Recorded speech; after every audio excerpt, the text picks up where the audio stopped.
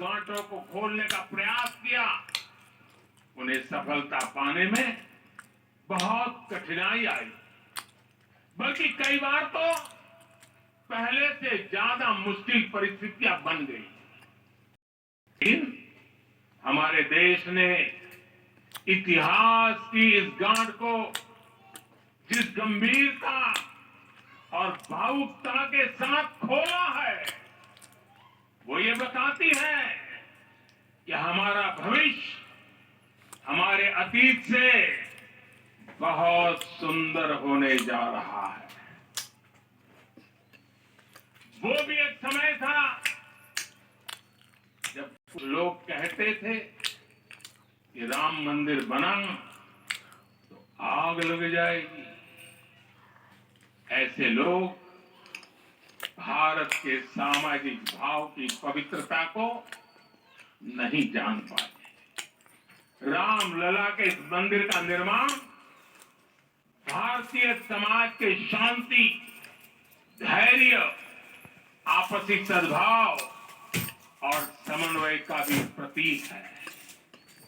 हम देख रहे हैं कि निर्माण किसी आग को नहीं बल्कि ऊर्जा को जन्म दे रहा है। राम मंदिर समाज के हर वर्ग को एक उज्जवल भविष्य के पथ पर बढ़ने की प्रेरणा लेकर आया है।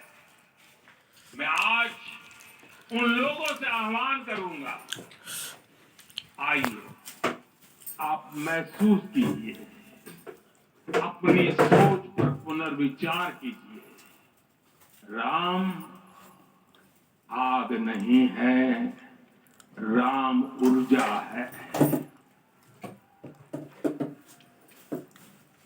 राम विवाद नहीं, राम समाधान है।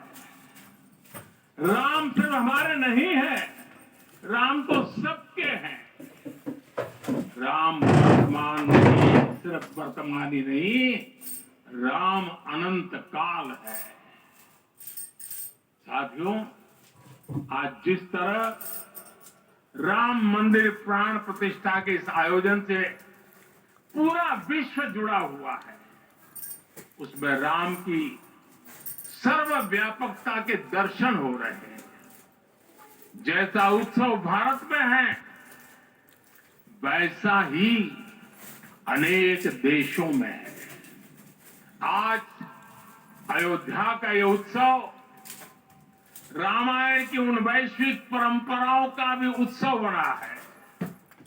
रामलला की प्रतिष्ठा वसुधैव कुटुंबकम के विचार की भी प्रतिष्ठा है। साथियों, आज अयोध्या में केवल श्री राम के विग्रह रूप की प्रतिष्ठा नहीं हुई है, ये श्री राम के रूप में साक्षात भारतीय संस्कृति के प्रति अटूट विश्वास की भी प्राण प्रतिष्ठा है। ये साक्षात मानवीय मूल्यों और सर्वोच्च आदर्शों की भी प्राण प्रतिष्ठा है। इन मूल्यों की, इन आदर्शों की आवश्यकता आज संपूर्ण विश्व को है।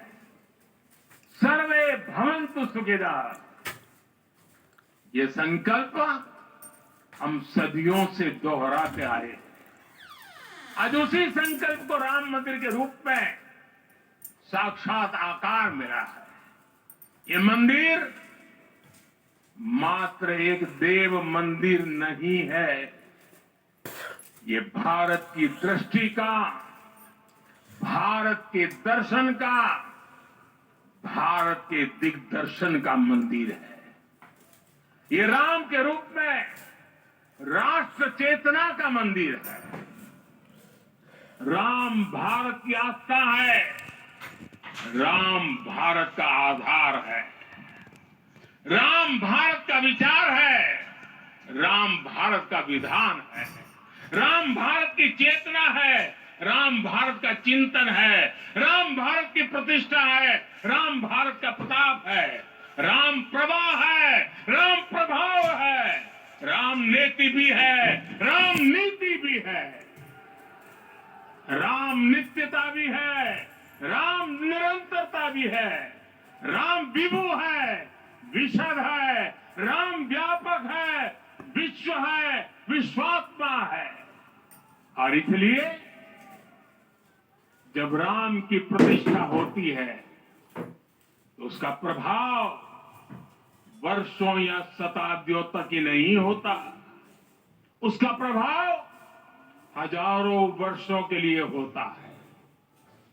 महर्षि वाल्मीकि ने कहा है, राज्यम 10 सहस्राणि प्राप्य वर्षाणि राघव, अर्थात राम 10,000 वर्षों के लिए राज्य पर प्रतिष्ठित हुए, यानी हजारों वर्षों के लिए राम राज्य स्थापित हुआ। जब त्रेता में राम आए थे तब हजारों वर्षों के लिए राम राज्य की स्थापना हुई। हजारों वर्षों तक राम विश्व पथ प्रदर्शन करते रहे थे। और इसलिए मेरे प्यारे देशवासियों, आज अयोध्या भूमि हम सभी से, प्रत्येक राम भक्त से, प्रत्येक भारतीय से कुछ सवाल कर रही है। श्री राम का भव्य मंदिर तो बन गया, अब आगे क्या? सदियों का इंतजार तो खत्म हो गया, अब आगे क्या? आज के इस अवसर पर जो दैवीय आत्माएं हमें आशीर्वाद देने के लिए उपस्थित हुई हैं, हमें देख रही हैं, उन्हें क्या हम ऐसे ही विदा करेंगे? नहीं, कदापि नहीं। आज मैं पूरे पवित्र मन से महसूस कर रहा हूं कि काल चक्र बदल रहा है। ये सुखद संयोग है कि हमारी पीढ़ी को एक कालजयी पथ के शिल्पकार के रूप में चुना गया है। 1000 वर्ष बाद की पीढ़ी राष्ट्र निर्माण के हमारे आज के कार्यों को याद करेगी। इसलिए मैं कहता हूं, यही समय है, सही समय है। हमें आज से, इस पवित्र समय से अगले 1000 साल के भारत की नींव रखनी है। मंदिर निर्माण से आगे बढ़कर अब हमें सभी देशवासी यही इस पल से समर्थ, सक्षम, भव्य, दिव्य भारत के निर्माण की सौगंध लेते हैं।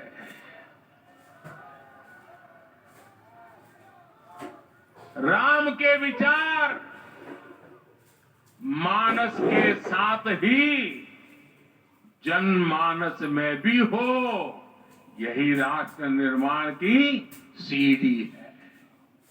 साथियों, आज के युग की मांग है कि हमें अपने अंतःकरण को विस्तार देना होगा।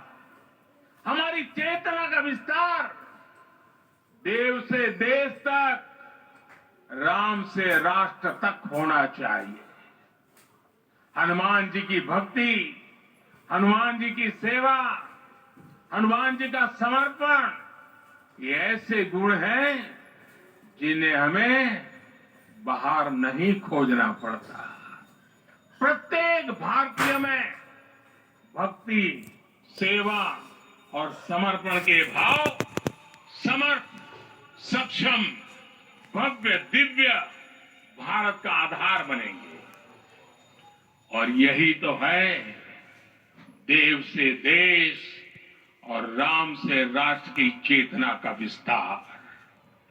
दूर सुदूर जंगल में, कुटिया में जीवन गुजारने वाली